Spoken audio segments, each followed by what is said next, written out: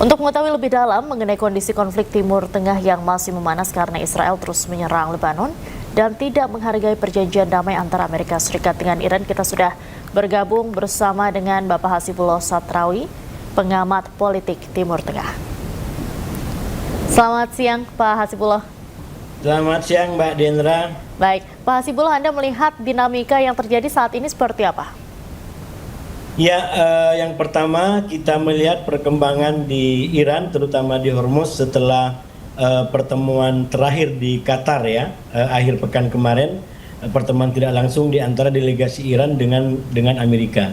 Saya rasa memang di lapangan, terutama di Hormuz, bisa kita lihat adanya hasil-hasil yang nyata, di mana kalau sebelumnya sempat ada krisis selama 2 hari berturut-turut antara Amerika dengan Iran saling berbalas serangan, tapi kemudian melalui pertemuan di Qatar terakhir, maka eskalasi yang ada kemudian bisa diantisipasi sehingga sekarang seperti tadi dalam berita pengantar, situasinya jauh lebih kondusif, bahkan lalu lintas pelayaran jauh lebih lancar, dan tentu ini merujuk kepada katakanlah hasil kesepahaman terakhir di antara Iran dengan Amerika yang ditandatangani di Swiss pada tanggal 18 Juni. Walaupun kita membaca secara secara lebih dalam, kesepahaman itu sebenarnya lebih kayak semacam untuk kepentingan pragmatis ataupun kedaruratan yang dihadapi oleh kedua belah pihak. Kenapa disebut sebagai kedaruratan? Karena Iran dengan Amerika kita tahu sama-sama menggunakan dalam tanda kutip politik cekik mencekik, taktik cekik mencekik, yaitu semenjak Iran memblokade Selat Hormuz, lalu kemudian dibalas oleh Amerika per tanggal 13 April. Dia juga melakukan blokade terhadap pelabuhan-pelabuhan Iran. Sehingga praktis kedua belah negara ini sama-sama terganggu, sama-sama tidak bisa bekerja secara optimal, termasuk berkaitan dengan kegiatan ekonomi, yaitu berkaitan dengan ekspor minyak bagi Iran dan kebutuhan minyak global bagi Amerika, yang pada akhirnya kedua belah pihak sama-sama dirugikan. Dan oleh karena itu saya memaknai kesepahaman 18 Juni itu adalah kesepakatan pragmatis mereka untuk mengambil nafas sebentar, kemudian membuka blokade-blokade yang ada, dan kita lihat sampai sekarang mereka mencoba untuk terus mempertahankan kesepahaman ini, walaupun sekali lagi memang masih ada kendala-kendala dan bahkan cukup rapuh di sana sini. Begitu, Mbak. Baik. Ada pernyataan yang menarik menurut saya dari Presiden Donald Trump. Dia menyebut bahwa saat ini Washington tengah memberikan waktu, mereka sengaja memberikan waktu kepada Iran untuk jeda sekitar seminggu untuk melakukan prosesi pemakaman Ali Khamenei. Anda melihatnya ini setelah jeda 1 minggu pemakaman Ali Khamenei, apakah nantinya Amerika Serikat akan menyerang lagi atau bagaimana? Ya, saya rasa memang kalau dalam catatan saya per tanggal 21 Mei itu saya sebut bahwa Iran sudah mengalami kayak semacam cross posisi yang awalnya mungkin di bawah tekanan Amerika, tapi dari 21 Mei sampai sekarang justru Iran yang banyak menekan Amerika, dan dalam banyak statement, dalam banyak keputusan yang terbukti di lapangan itu adalah kerangka ataupun pandangan-pandangan yang disampaikan oleh Iran. Termasuk dalam pertemuan Qatar terakhir itu jelas dikatakan bahwa Iran mengatakan tidak akan ada pertemuan langsung atau perundingan langsung di antara Amerika dengan Iran, dan itu yang terjadi juga diumumkan oleh katakanlah mediator Pakistan. Nah, oleh karena itu, mediator Qatar maksud saya. Oleh karena itu kalau kemudian dalam hal katakanlah pemakaman Ayatullah Ali Khamenei yang sekarang menjadi momen, menjadi berita yang paling besar di mana-mana, kemudian Amerika juga memberikan waktu, saya melihat itu bukan sesuatu yang aneh. Karena sekali lagi dari tanggal 21, kalau dalam catatan saya 21 Mei itu determinasi Iran itu semakin kuat, semakin menekan gerakan-gerakan yang dimiliki oleh Amerika. Dan sekali lagi saya membaca Amerika berada dalam keterdesakan seperti itu, opsinya menjadi tidak terlalu banyak, karena mau tidak mau dia harus menghadapi kepentingan pemilu pada Oktober yang sekali lagi itu sangat terdampak oleh perang Iran yang menjadi tidak terkontrol. Nah, oleh karena itu berbagai macam perkembangan mutakhir ya dari waktu ke waktu, bahkan dalam catatan saya itu udah dari bulan Maret sebenarnya Presiden Trump udah mencoba untuk mengakhiri perang ini karena saya duga itu berkaitan dengan kepentingan-kepentingan strategisnya terutama di bulan November mendatang. Maka kemudian sangat rasional di dalam analisis waktu tadi kalau kemudian Presiden Trump mencoba untuk memberikan waktu dan kesempatan bagi upaya diplomasi. Karena sekali lagi pilihan realistisnya ibarat bisnis, saya selalu sampaikan, kalau harus perang lagi itu artinya dia nambah modal. Nah, sementara tambahan modal ini belum tentu akan memberikan hasil. Melihat daripada pengalaman perang 40 hari yang telah terjadi selama ini. Karena itu secara realistis menurut saya Presiden Trump berupaya agar kerugian ini tidak semakin membesar, tidak semakin melebar. Karena itu diplomasi menjadi pilihan minimal sampai mendekati pelaksanaan pemilu pada bulan November mendatang. Baik, Begitu? jadi intinya saat ini dijaga dulu kondusivitasnya sampai pemilu Amerika Serikat mendatang, Pak. Saya melihatnya ke sana karena sekali lagi bagi Presiden Trump atau bagi Amerika sekarang yang paling penting adalah bagaimana minyak bisa mengalir ke dunia sehingga berbagai macam kebutuhan termasuk di dalam negeri tidak terdampak daripada itu. Karena kalau kemudian harga-harga di dalam negeri menjadi terdampak, maka pada akhirnya itu akan punya pengaruh terhadap kepentingan elektoral mereka. Dan sekali lagi itu kepentingan akbarnya, itu kepentingan besarnya.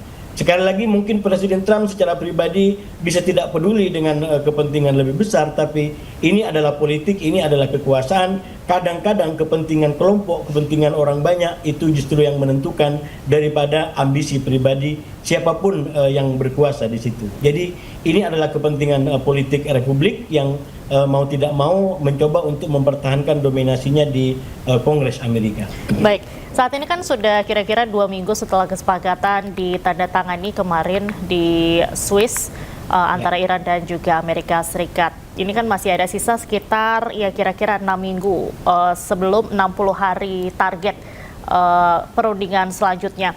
Anda melihat arah perundingan ini akan seperti apa?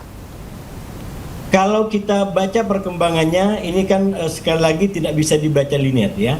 Yang terbaru justru yang menurut saya cukup mengejutkan juga bahwa Presiden Trump bersepakat dengan Perdana Menteri Netanyahu untuk melakukan pertemuan di Amerika. Ini kalau benar terjadi menurut saya akan punya dampak luar biasa.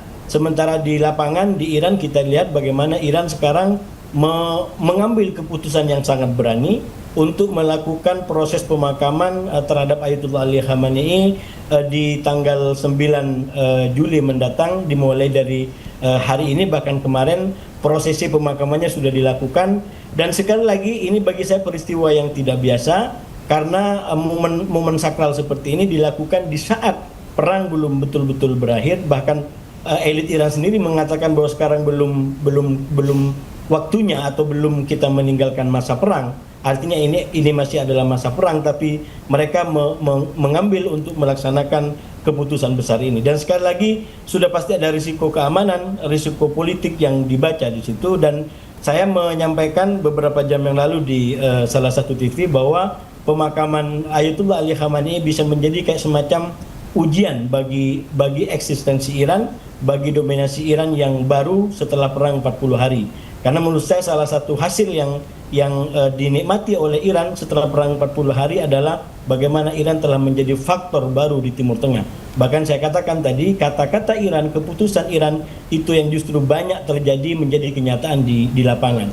Nah, itu artinya apa? Iran disukai atau tidak telah menjadi faktor, dia telah menjadi hal atau pihak yang sangat menentukan, terutama sekali dengan katakanlah dua yang dia pegang, yaitu Selat Hormuz. Selat Hormuz ini betul-betul menjadi kartu kunci yang dia tidak ingin lepaskan. Bahkan krisis terakhir yaitu krisis 2 hari 27-28 kemarin itu juga terkait dengan Hormuz, dan Iran tidak mau melepaskan kendali itu. Walaupun saya melihat sebenarnya secara moral sebenarnya posisi Iran dalam konteks itu jauh lebih lemah dibanding katakanlah posisinya dalam perang 40 hari. Karena kalau berkaitan dengan Hormuz itu berkaitan dengan kepentingan masyarakat global yang saya selalu sampaikan bisa jadi justru kepentingan negara-negara itu berseberangan dengan Iran. Bahkan kita lihat dengan Oman sendiri itu jelas berbeda di antara pandangan Iran dengan Oman. Padahal ini adalah sebuah, katakanlah, sebuah modal yang dimiliki oleh Iran berdasarkan kesepahaman 18 Juni paling tidak, bahwa Hormuz akan dikelola oleh Iran dan Oman sebagai negara yang berbatasan atau berpantai langsung kepada Hormuz dan juga melibatkan negara-negara Arab Teluk. Tapi sekali lagi Iran ingin menampakkan sebagai penguasa baru di situ, walaupun sekarang dia komitmen dengan kesepahaman selama 60 hari tidak akan ada pungutan apapun, tapi setelah 60 hari Iran mengatakan akan ada mekanisme baru, akan ada sistem baru yang sekarang lagi digodok, dilakukan bersama dengan Oman dan negara-negara Arab Teluk. Walaupun sekali lagi itu menjadi sangat sensitif dan sekaligus bahaya bagi Iran, karena modalnya Iran itu adalah bagaimana bisa mengamankan sikap politiknya Oman atau bahkan negara-negara Arab Teluk. Persoalannya negara Arab Teluk dan Oman menurut saya masih gampang untuk digoda dalam tanda kutip oleh pihak luar seperti Amerika, dan itulah kita bisa memaknai kenapa kemarin menlu Amerika juga datang ke negara-negara ini. Saya rasa mereka juga ingin ke depan Teluk tidak kemudian jatuh ke pangkuan Iran. Ini menjadi perebutan kuasa sekali-kali sekali lagi dari Hormuz kemudian melebar kepada wilayah lebih luas di kawasan paling tidak itu wilayah Arab Teluk. Begitu, Mbak. Baik. Selain soal Hormuz yang menjadi perhatian dalam perundingan antara Amerika Serikat dan Iran, ini tentunya adalah soal pengayaan uranium. Akan seperti apa nih Pak? Karena ini menjadi salah satu hal atau salah satu poin yang paling alot dari kemarin-kemarin ini. Ya, itu sebenarnya Iran juga tidak memberikan sikap yang begitu jelas tentang nuklir ini, walaupun kalau kita lihat dari kesepahaman yang ditandatangani 14 poin itu, sebenarnya persoalan nuklir itu baru akan dibahas secara tuntas itu nanti di fase final, yaitu setelah 30 hari perundingan. Sekarang sudah masuk hari ke-17, jadi kurang lebih berarti 12 hari lagi mestinya sudah masuk perundingan tentang nuklir. Tapi kita lihat dari sisi Amerika, ini dalam tanda kutip menjadi satu-satunya dagangan Presiden Trump terkait dengan kesuksesan perangnya. Setelah berbagai macam item lain tidak tercapai, katakanlah seperti ganti rezim itu tidak tercapai, lalu kemudian tuntutan agar program rudal balistiknya juga diamankan, Iran juga nggak mau menegokan soal itu. Bahkan juga komitmen untuk bantu milisi-milisi di sekitar Israel, Iran juga tidak mau menegosiasikan soal itu. Praktis Amerika, Presiden Trump hanya bisa menjualkan dalam tanda kutip kesuksesan perang ini melalui isu nuklir. Karena itu kalau kemudian walaupun sudah dinyatakan setelah 30 hari, tapi Presiden Trump mencoba untuk ada pembuktian lebih awal terkait dengan nuklir ini. Karena itu beberapa waktu yang lalu sempat ada kayak semacam dinamika, karena tiba-tiba Amerika menekankan agar Iran memberikan izin kepada Badan Atom Internasional untuk kemudian melakukan inspeksi terhadap tempat-tempat nuklirnya, dan Iran komitmen dengan 14 poin yang disepakati bahwa itu baru akan terjadi setelah fase berikutnya. Di fase sekarang ini kalau kita mengacu kepada kesepahaman yang ada, maka itu berkaitan dengan penghentian perang di semua lini termasuk di Lebanon, dan itu justru menjadi tusukan, menjadi serangan kepada pihak Amerika yang dalam perkembangan sampai hari ini terbukti tidak mampu dalam tanda kutip mengendalikan Israel. Jadi ini juga bagian daripada kerapuan kesepahaman yang ada. Selain kepentingan-kepentingan yang bersifat darurat tadi, di sisi lain para pihak yang terkait dengan perang ini ternyata ketika kepentingannya berbeda, mereka tidak mau untuk seakan-akan satu kongsi. Minimal itulah sikap Israel ketika Amerika menginginkan agar semua aksi-aksi militer dihentikan di seluruh front sesuai dengan kesepahaman ini, tapi justru Israel berdiri dengan tegak, bersuara dengan keras bahwa kami tidak akan mundur dari Lebanon. Justru Israel memanfaatkan kartu baru, yaitu perundingan langsung dengan otoritas Lebanon yang juga dimediasi oleh Amerika, dan itu digunakan oleh Israel untuk menghalau, untuk menghadang upaya dari Iran untuk menguasai Israel melalui kesepahaman Swiss. Jadi ada kayak semacam pertarungan di antara dua konsep kesepahaman, konsep kesepakatan, yaitu kesepahaman Swiss yang meniscayakan penghentian perang di semua front termasuk Lebanon, dan juga kesepahaman di antara Israel dengan otoritas Lebanon di bawah mediasi Amerika, yang berdasarkan kesepahaman ini maka soal Lebanon itu menjadi persoalan internal Lebanon dengan Israel, dan dengan itu Israel mencoba untuk membatasi pengaruh Iran di Lebanon. Jadi ini adalah pertarungan yang sengaja diambil oleh Israel sebagai sikap, satu, tidak tunduk kepada Iran, dan yang kedua juga berbeda pandangan dengan Amerika yang menginginkan justru Israel mengikuti kesepahaman yang telah ditandatangani di Swiss. Begitu Mbak Dendra. Baik, tadi kan juga sebelumnya Pak Hasibullah sempat menyatakan bahwa Netanyahu dan juga Trump ini sepakat untuk bertemu di Amerika Serikat. Apakah ini juga akan membahas soal penghentian perang salah satunya di Lebanon ini? Maaf, agak terputus tadi. Bisa diulang pertanyaannya? Baik, Bapak tadi sebelumnya sempat bilang terkait dengan Amerika Serikat atau Trump ini sepakat dengan Netanyahu untuk bertemu di Amerika Serikat. Apakah ini salah satunya membahas soal penghentian perang di semua front, salah satunya di Lebanon ini? Saya rasa ini memang bisa menjadi perkembangan baru, nanti kita amatin. Yang pertama, kita lihat bahwa selama beberapa minggu terakhir sempat ada perbedaan yang cukup terbuka di antara Amerika dengan Israel, dan itu baru pertama terjadi. Nah, kalau sekarang ada berita bahwa akan ada pertemuan di antara Presiden Trump dengan Netanyahu, saya rasa ini merupakan sebuah perkembangan yang menarik. Sudah pasti isu-isu sensitif akan dibahas, mulai daripada katakanlah perkembangan di Lebanon sampai dua perundingan yang sekarang sama-sama berjalan, yaitu versi Swiss dan versinya Israel bersama otoritas di Lebanon. Jadi ini akan menjadi sangat menentukan, termasuk menurut saya adalah prosesi yang sedang berlangsung terkait dengan pemakaman Ayatullah Ali Khamenei.